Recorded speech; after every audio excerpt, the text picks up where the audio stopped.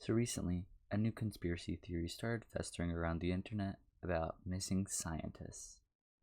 It started with this guy called General McCasland, who is a pretty reputable figure within the whole space scene and had high government clearance to investigate and read about UFO phenomena and all that clandestine stuff. Alright, and one day, nobody heard from the general anymore, and people started getting worried because he basically became a missing person.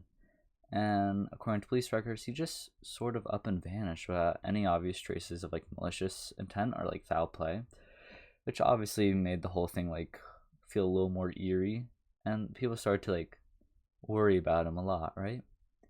And then following this whole disappearance fiasco, around 14 other scientists and researchers with reputations involving space and anti-gravity research and other less well-known and topics within science, I guess, that are more sketchy, right?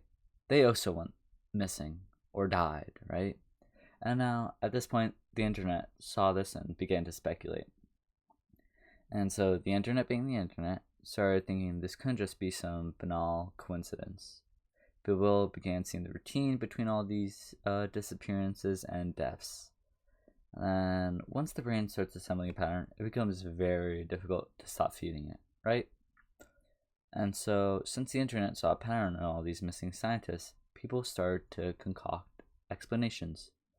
Some thought it was the government, others thought maybe aliens, trying to protect themselves, and somehow maybe others thought it was the next rapture. Who knows? There's endless theories that could explain it. But really, it's apophenia. And apophenia is a term coined by Klaus Conrad in 1958. And it's basically the tendency for humans to perceive meaningful connections between unrelated things. And this happens everywhere in everyday life. People will see streaks of patterns in big gambling, right? Faces in clouds, hidden meanings in songs, or think of the universe as sending them super specific signs. There's this show called You where it's I forget, I think it's season 2, where they have these signs that you're going to be stuck in LA, and the main character gets stuck in LA supposedly. And this term apophenia originally started with schizophrenia, but has been generalized more to the public. But apophenia happens because the human brain is absurdly good at finding patterns. And humans want explanations, especially when something unsettling or nebulous happens. So, a long time ago, this was useful because if early humans heard something in the bush, for instance, it was safer to assume it was danger than ignore it because it's the unknown and there's a lot of danger. Who knows? It could have been a lion in the bush, right? But our brains have kind of evolved into this hypersensitive pattern detector. And the problem is that evolution is now really behind to today.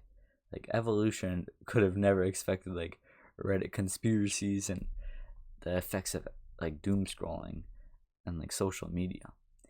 And apophenia becomes increasingly more common when people are stressed, uncertain, isolated, or anxious, right? And considering that the internet basically breeds such issues and conditions, apophenia is more frequent and definitely more grandiose in nature.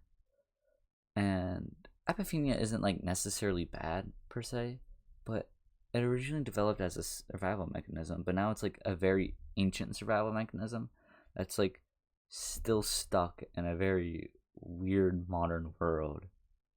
And I don't know how if ever apophenia is gonna go away, but that's my little spiel for today, and thanks for watching, and bye bye.